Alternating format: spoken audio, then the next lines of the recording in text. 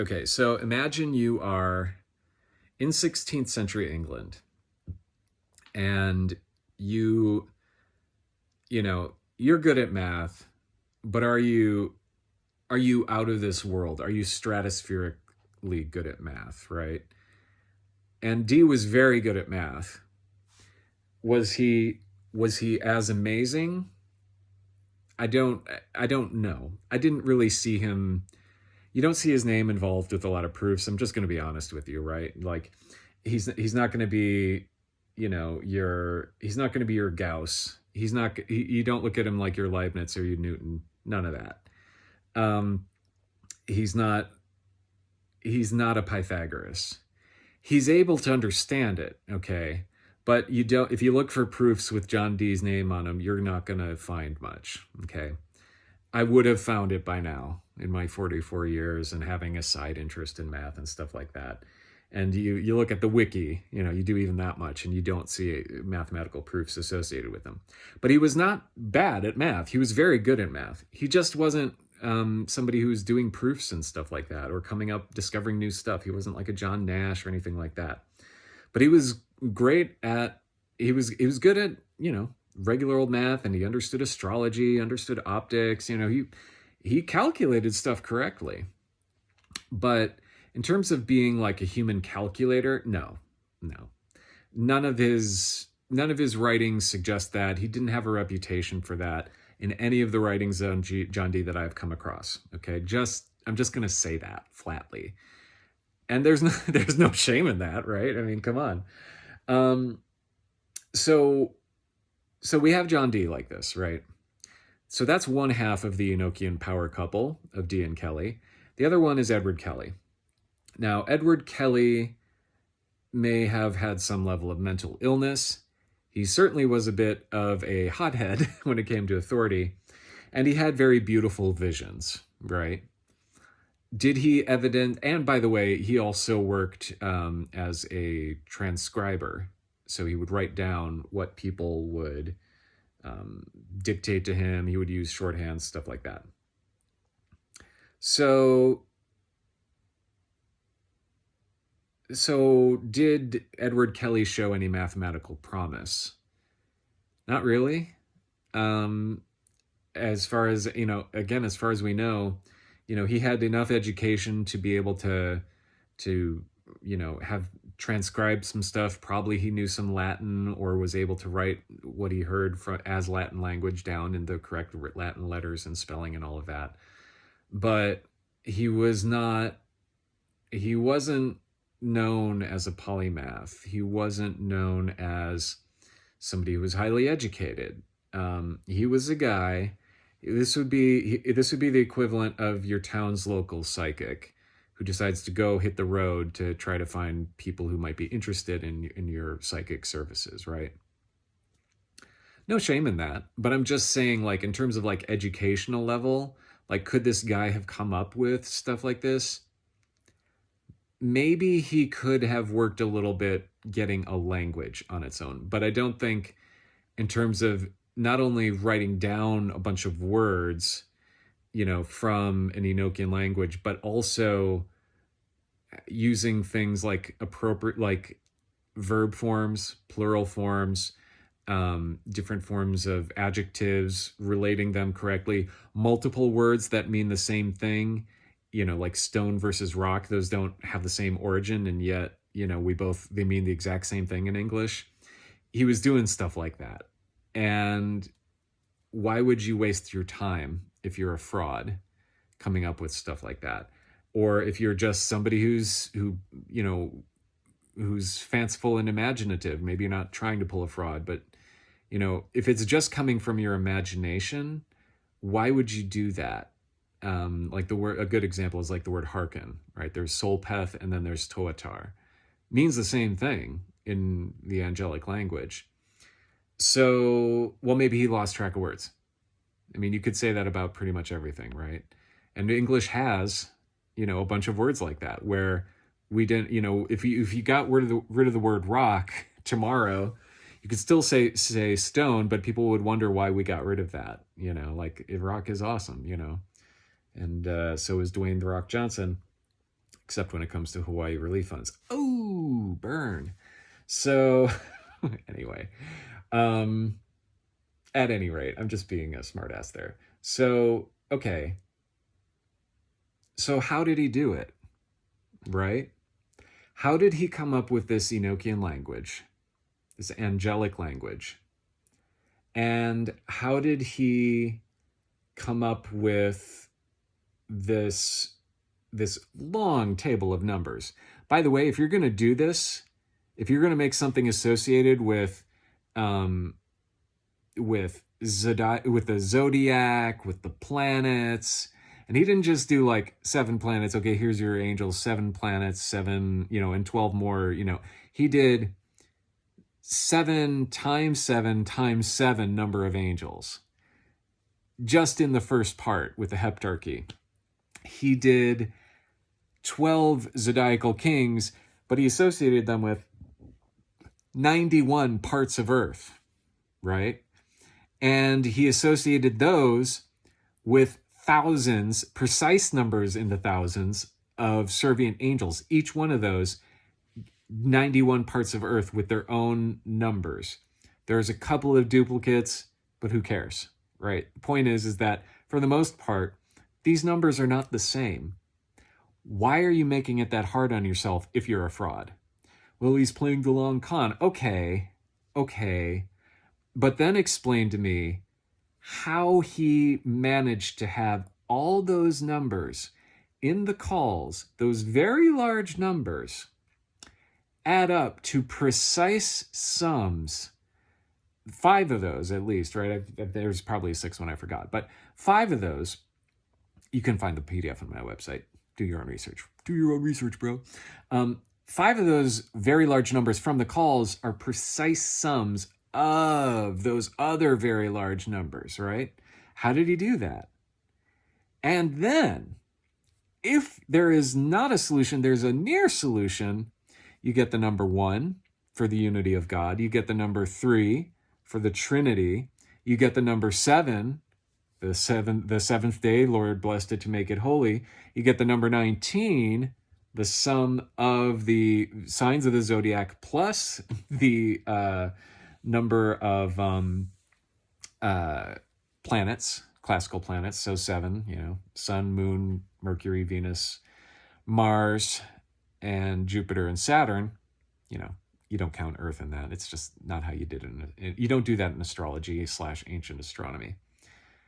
And then finally, the last one is 20, so that if you add all of those numbers up, you get either 28, which is again 7 times 4, or you get the number 50, which is who?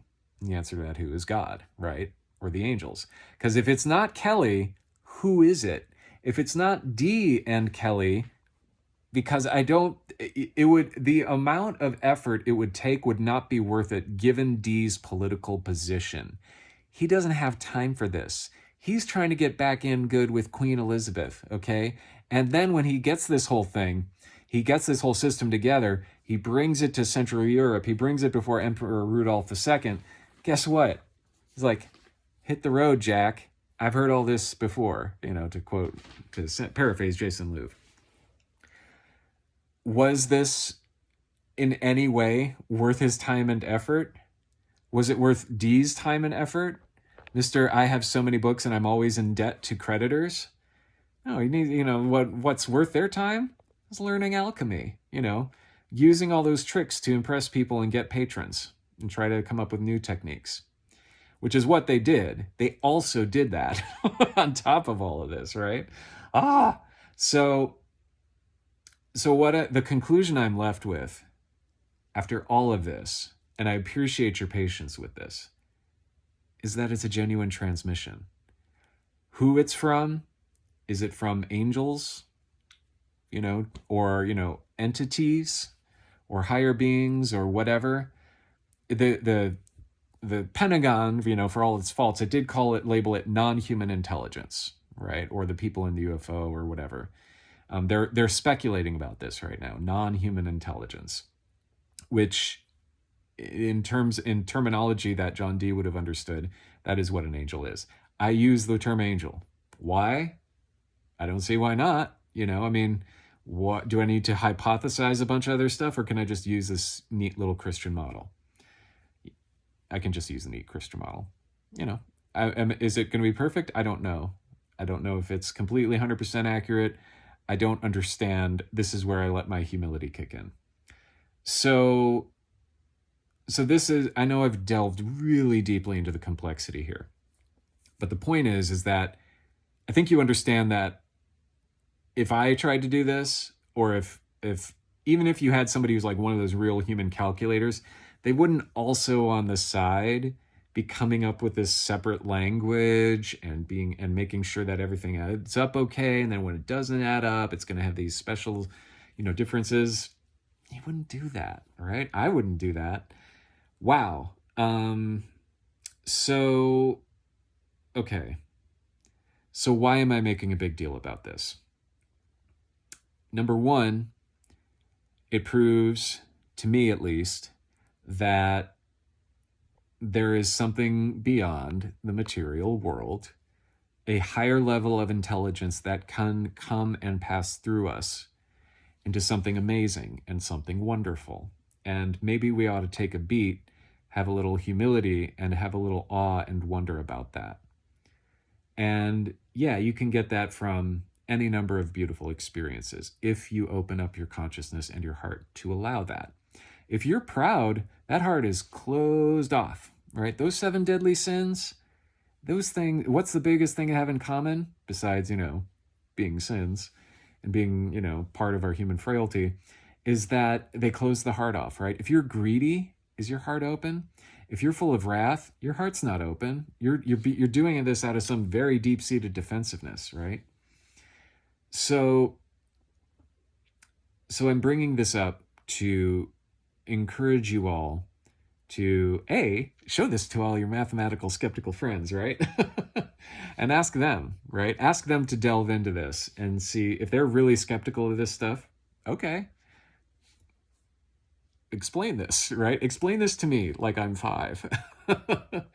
And then ask if the things that they are using to justify this are what they think the probability of this would be, even given, let's say, people like John Dee selecting for people who are like local and very intelligent, blah, blah, blah.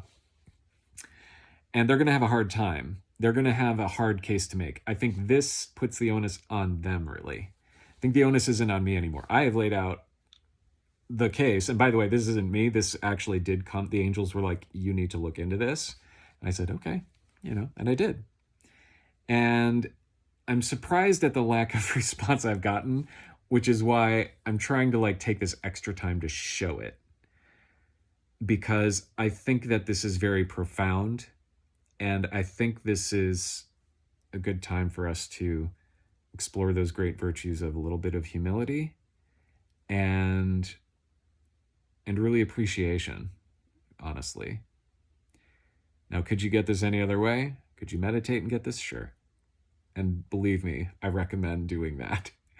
I would not be in such a state as to be able to go through these very elaborate magical things if I didn't discipline the mind and allow that still small voice to come through.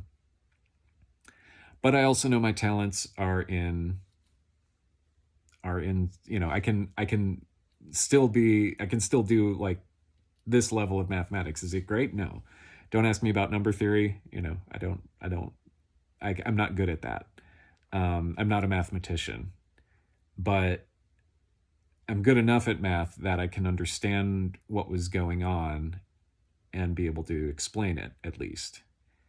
So this is why I keep doing Enochian, by the way. I get asked that sometimes. Why do you keep doing that? Other stuff is simpler. Yeah, it really is. And it's not the only thing I do, Surprise. I've always put that on my website, this and other stuff. But at any rate, I've gone on at length. So all my love to you. Please, if you have any questions about Enochian or anything else, don't hesitate to reach out. I really mean that. Come on and ask me. I am fine answering questions. Almost always it's within a day.